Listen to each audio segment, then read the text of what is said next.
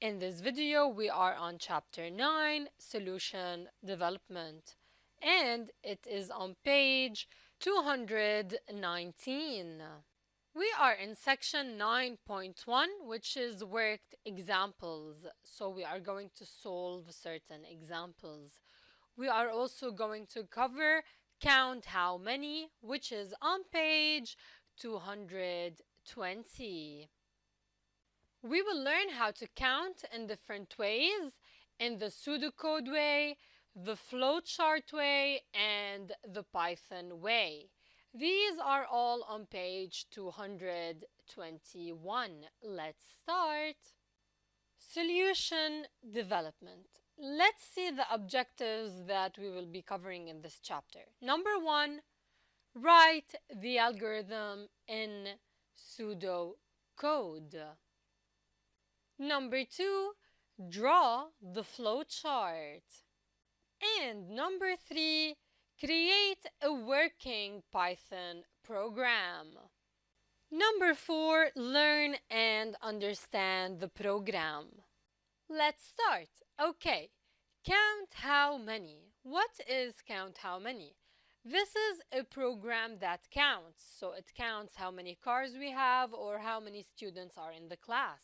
Let's look at the content of this program. First of all, we have the count, which is a variable. It changes. So we add the numbers inside the count.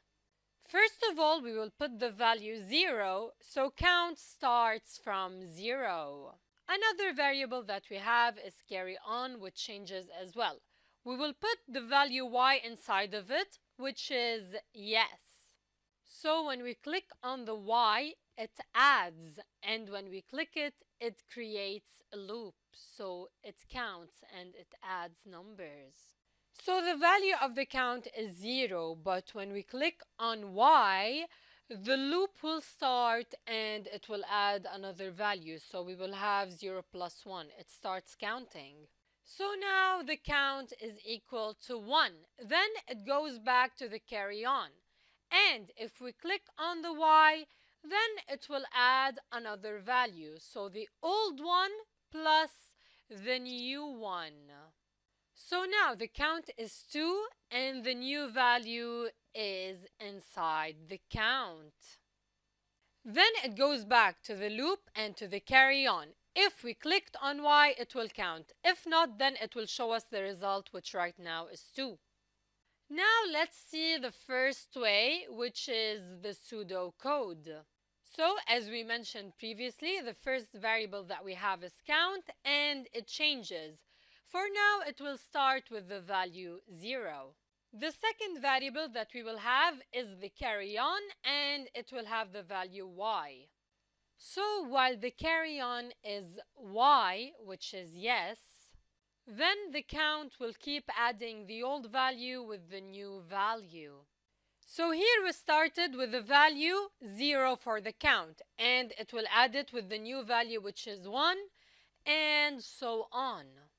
Then we have the print and the quote marks and type y to continue.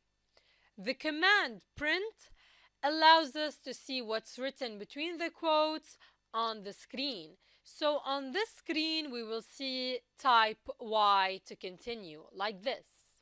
If we want to count, then we have to click on y. So now we will get read carry on. Read carry on reads what we input.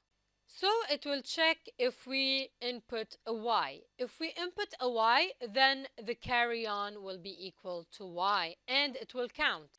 So now it will count again, but the values will change. We will have the old one plus the new one. So now the count is 2.